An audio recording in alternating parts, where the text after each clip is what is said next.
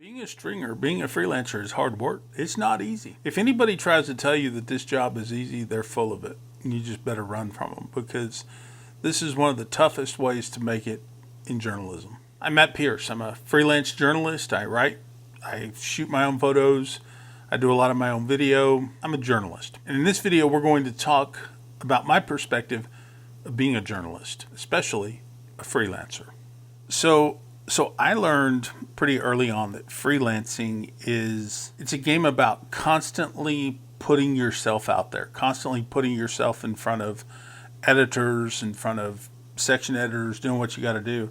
You've got to constantly be pitching to editors, even when you're almost sure that they're not going to bite, right? You have to be pitching. This is a numbers game. Not okay with that?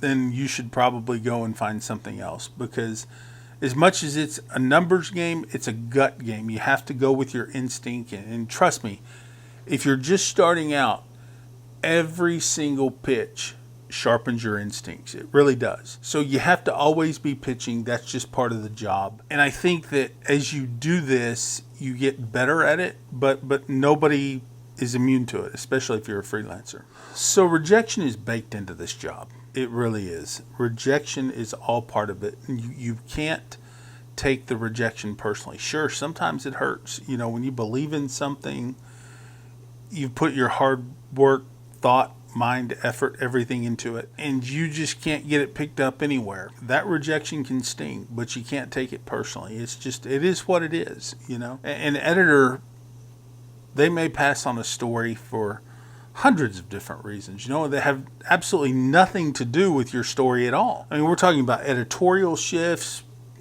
timing, budgets, you name it. None of this stuff is about you personally. So you can't take these rejections or the lack of interest personal. Just accept the no, if you're even fortunate enough to get a no, and move on. Rejection is part of this job. You've got to have thick skin. Another thing that I think is really important is being authentic. In an increasingly artificial world, you have to be authentic. It's one of the most important things. Finding your authentic voice matters. It's important. And it matters more, and it's more important today than it ever has been. I can read the first line of an article in a trade magazine or something like this, or I can tell whether it's AI or whether this person has been trained by AI, learned how to write through AI. You can tell. You can tell quickly. And I really do believe that finding your own authentic voice, being able to tell the stories in your own way, while sticking to certain stylizations and understanding, AP style and Associated Press style. If you're sticking to that and still maintaining to have your own voice, you can do this. But finding your own voice, it's really hard, and that's the difference between night and day. Real voice carries weight. It really does. AI just mimics it right now because AI doesn't have the emotion that we have. And don't get me wrong, AI is a tool. It's not a voice. AI is a tool. Don't get me wrong, I use AI a lot. AI can be very, very useful. I use it for storyboarding. I do it to kind of outline my research a little bit, even some light editing, and I've been called a ferocious self-editor, but it doesn't have heart. It doesn't have emotion. It doesn't have feelings. It can't replicate that lived-in feel of the human experience. It just can't do that. AI is not there yet. People crave authentic. Now, I tend to believe that a reader, especially in the stories that I write, they want to know that real authentic, that true voice. They want to hear it from somebody who's not afraid to cut through the BS, who's not afraid to punch them in the gut, to grab them by the throat, right? And just say, hey, look at this. That's the person that I write to. I don't write for everybody. I don't. I write for myself. And I learned this, I think, through Rick Rubin.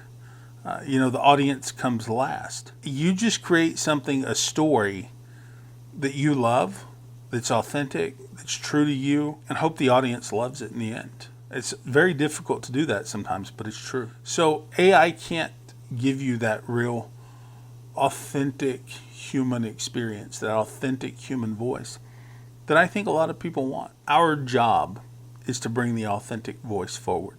Man, you really have to think outside the frame. You got to think outside the box. Think outside the traditional norms, right? Because these days, it's hard.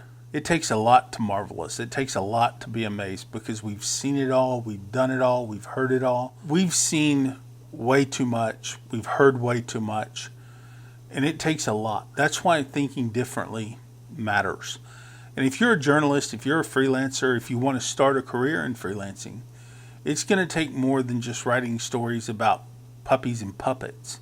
You know, you're going to have to go out there and tell a new story a very different way. Our job, we're not just storytellers. That's not it. We have to find new angles, and we have to deliver them in ways that break through all of this digital noise that's out there. And that goes back to finding your own authentic voice. I always tell people that being a freelancer is a lot like being a Swiss Army knife or a Leatherman or something like that, right? You have to have all of these different skills. You know, some days you may need to be a screwdriver. Some days you may need to be a pair of pliers. Some days you may just need to be a pocket knife. Sharpen your skill set for sure. You know, I've taught myself and taken classes and stuff like that on everything from, you know, photography to video editing. I just kind of started dabbling a little bit into podcasting. You don't have to be a master at these things. At the end of the day, we're still a writer. We're still a storyteller. We're still something like this. But you have to be competent. And being competent means a lot. And you should absolutely master one thing. If you're going to be a master writer, master the art of the writing. If you're going to be a master at radio, be a master at radio. If you're going to do photography, be the very best at photography. You know, but always have these skills. I shoot a lot of my own stories, the photography for it, right? You know, and I've gone through, I personally, I took a class through Cornell. You know, I took a pretty extensive class through Cornell for photography. Learned how to do that. I watched a lot of tutorials, learned from a lot of my peers who are photojournalists. And same way with video editing. You know, I took some classes, talked to some people in the industry that I know who are really good at, learned the very basics. But at the core, I'm still a writer. I'm still a storyteller. This is what I do.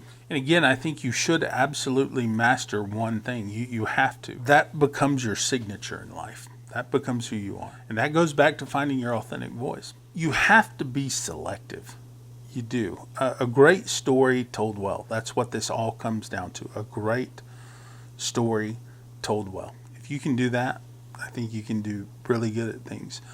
You've got to be selective about stories that you're choosing to tell. Sometimes I publish on medium.com, but that's usually where I take stories after they've died in the editorial process, right? Like I pitched them to everybody. For whatever reason, nobody's taken it. They just didn't find a home anywhere else, right? So in order to keep that story from being completely homeless, I built a box over on Medium. That's what I do. You know, it's kind of like these little master planned communities, you know, Medium is, you know, where all the houses kind of look alike, but they have subtle differences. Starter homes, right? It's a starter home. I'll take my story to Medium after I found out that it can't get anywhere else for whatever reason, right? That's a good place to go. Now, I'm going to be completely honest with you. When it comes to Medium, some of the stories have made hundreds of dollars. Some of the stories have made thousands of dollars. Some of the stories make nothing at all. But I'd rather it make nothing at all and have the story live somewhere than to live nowhere. My rule is editors first, then try everything you can do to get this story published, then go to the internet. That's my rule. So freelancing isn't just a solo sport.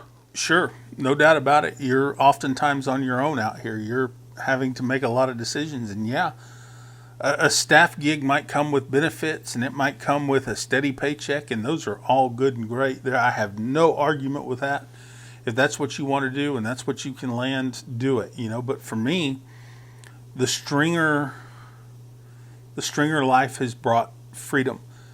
And it's brought me a lot of experiences and a lot of things that I wouldn't have gotten probably as a staff writer. I wouldn't trade that for anything in the world. I wouldn't. I mean, you might not get rich, but you'll be free. Or Chris Christopherson wrote a line in the song Me and Bobby McGee that said, freedom's just another word for nothing left to lose. That really sums up a freelancer. Just know this, the work is 40% harder. It's 40% harder. It's just like owning a restaurant. You're not just cooking, you're washing dishes, you're making orders, you're running the whole damn kitchen, right? You're doing the whole thing. That's what being a freelancer is versus working at McDonald's, just pumping out hamburgers. It's a weird way of looking at it. My name is Matt Pierce. I'm a freelance journalist and a photographer and producer based here in Texas. Feel free to like, subscribe, comment, and share as I take you behind the scenes on my thoughts, my stories, my career, and what I'm doing these days. I'd really appreciate it if you'd subscribe. Thanks a lot. We'll see you in the next video.